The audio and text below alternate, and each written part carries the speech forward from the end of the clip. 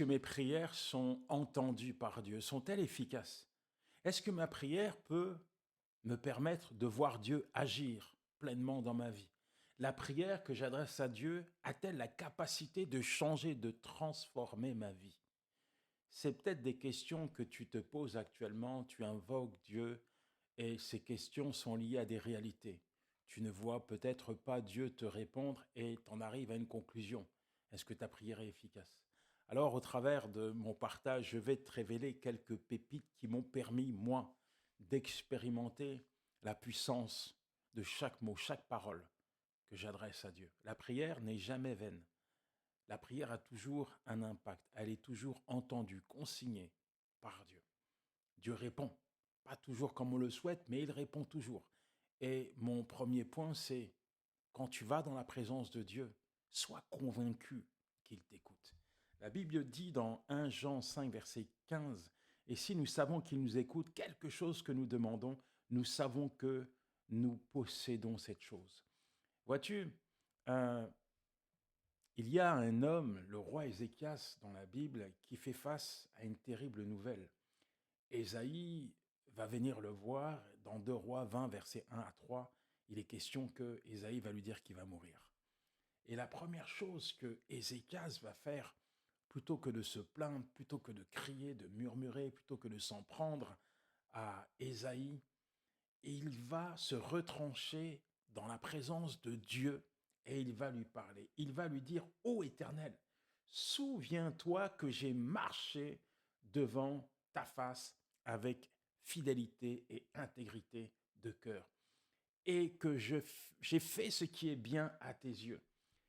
Et après, il s'est mis à pleurer, mais, nous voyons la conséquence de cette prière, c'est que Dieu va lui accorder 15 années supplémentaires. Vois-tu, quand tu vas dans la présence de Dieu, faut être convaincu qu'il t'écoute. Parce que si tu n'es pas convaincu de cela, ça va altérer ta foi. Ça va altérer le fait que tu dois persévérer parfois pour obtenir quelque chose de la part de Dieu. Parfois, c'est pas une fois, parfois, et tu le sais, la Bible dit frapper, demander, chercher. Donc parfois, il y a un rythme soutenu que nous devons engager. C'est comme un combat, une lutte dans la prière. Dire, c'est comme Anne qui vivait dans des conditions difficiles et elle était stérile, elle voulait un enfant. La Bible dit que chaque année, elle allait offrir euh, une offrande à Dieu. Chaque année, elle déversait son cœur, elle déversait des larmes devant Dieu jusqu'à ce que Dieu lui fasse grâce et lui donne un enfant, Samuel. Aujourd'hui, tu es peut-être déstabilisé, tu es peut-être dans cette réflexion où tu te dis, mais est-ce que Dieu m'entend? Alors je te dis, bien sûr qu'il t'entend. Et tu te demandes, est-ce que Dieu va me répondre? Mais en fait, si tu lis la Bible, tu vas voir que Dieu te demande de lui demander.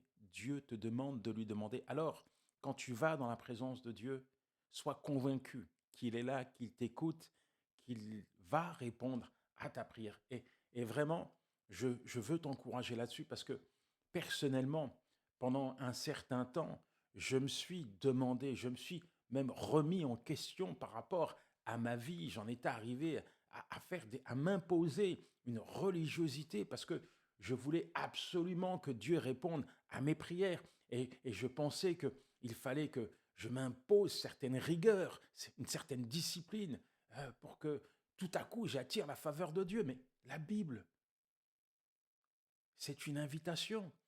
Quand tu lis la Bible, Dieu t'invite, Dieu te dit, demande-moi, cherche-moi, viens dans ma présence, rentre dans ta chambre, je suis là, je t'attends, invoque-moi. Dieu promet, Dieu t'invite, il veut te voir dans sa présence, il aime quand tu t'adresses à lui et il veut t'exaucer, il veut te répondre. Alors sois convaincu de cela.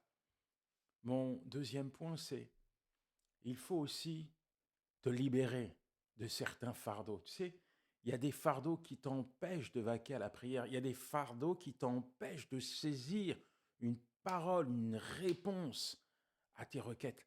Parfois, quand tu vas dans la présence de Dieu, tu lui demandes quelque chose. Dieu n'a pas encore matérialisé l'exaucement, mais il t'a déjà parlé, il t'a déjà donné une réponse, il t'a déjà dit oui, voilà ce que je vais faire pour toi.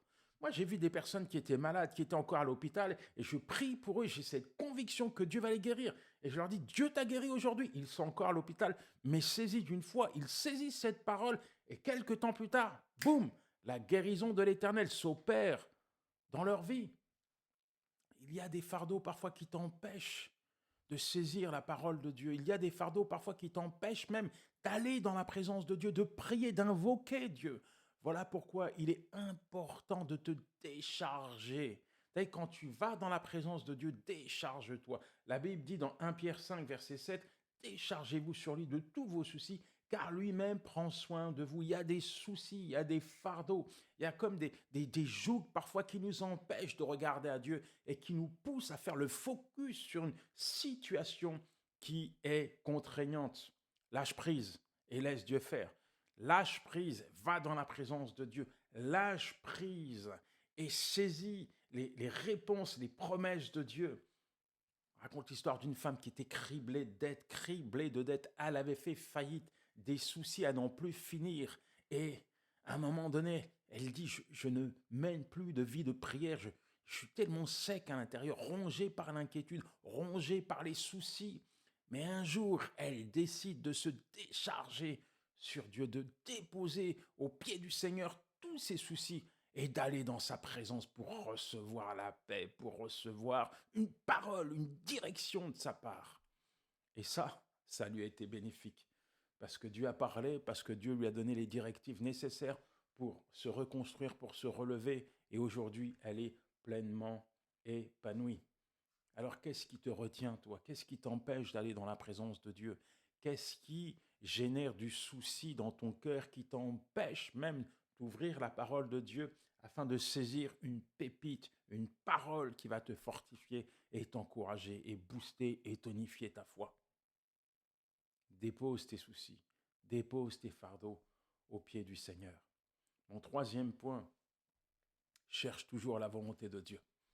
Il y a des gens qui demandent à Dieu des choses que Dieu ne leur donnera jamais. Et c'est une réalité. Parfois, on demande des choses à Dieu, c'est pas la volonté de Dieu. Parfois, on demande des choses à Dieu, c'est lié à une impulsion, à une colère, à une situation, à une circonstance compliquée, difficile, à une ambition, à une passion, à une envie. Bref, je ne sais pas. Mais toujours est-il qu'il y a des choses que Dieu ne te donnera jamais parce qu'il sait que s'il te les donne, ça risque de te perdre. Voilà pourquoi il faut toujours aligner ta vie, aligner tes requêtes à la volonté de Dieu. Que la volonté de Dieu soit faite dans ta vie. Jésus-Christ disait, alors qu'il allait aller à la croix, il dit, Seigneur, pas ma volonté, mais ta volonté. Il dit, Seigneur, est-ce qu'il est possible d'éloigner cette coupe? Cependant, pas ma volonté, mais ta volonté. Luc 22, 42 nous parle de cela. Alors, aujourd'hui, il faut que tu sois disposé à aligner ta vie à la volonté de Dieu. Et pour entrer dans ce processus, parfois il faut faire des sacrifices. Je répète le mot sacrifice. Dieu n'est pas juste là, pour te faire plaisir. Dieu n'est pas un distributeur de bénédictions. Bien sûr qu'il veut te bénir, mais qu'est-ce que tu appelles bénédiction? Moi, ce que j'appelle bénédiction, les bénédictions qui te font plaisir, ce n'est pas forcément les bénédictions que Dieu veut t'accorder. Dieu veut te bénir. Et la Bible dit que la bénédiction de l'Éternel n'est suivie d'aucun chagrin. Il y a des bénédictions qu'on essaie de s'emparer. Malheureusement, ce n'est pas Dieu qui nous les donne, c'est nos propres efforts qui vont chercher ces bénédictions.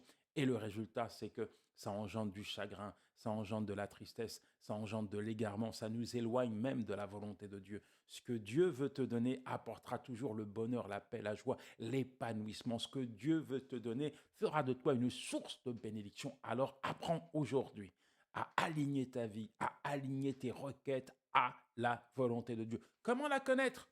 Ouvre ta Bible. Comment connaître la volonté de Dieu? Ouvre les Écritures. Marcher dans la volonté de Dieu, c'est emprunter la meilleure des voies. Même si cette voie, ce chemin te semble étroit, c'est le meilleur chemin. C'est pas peut-être un autoroute 4 étoiles à tes yeux, mais je t'assure que c'est l'autoroute divine qui te conduira tout droit vers les plans merveilleux que le Seigneur a réservés pour toi. Aujourd'hui, je t'encourage à t'approcher de Dieu avec foi, avec la certitude que Dieu t'entend, que Dieu va te répondre. Matthieu 21, 22, tout ce que vous demanderez avec foi par la prière, vous le recevrez. C'est pas moi qui le dis, c'est Dieu lui-même qui le dit. Et Dieu n'est pas un menteur. Tout ce qu'il dit, il le fait, il l'accomplit. Aujourd'hui, à présent, dépose tes soucis aux pieds du Seigneur. Va dans sa présence, aligne tes requêtes à la volonté de Dieu et demande-lui. Demande-lui. Demande-lui de te répondre. Demande-lui de t'exaucer. Et je t'assure qu'il le fera.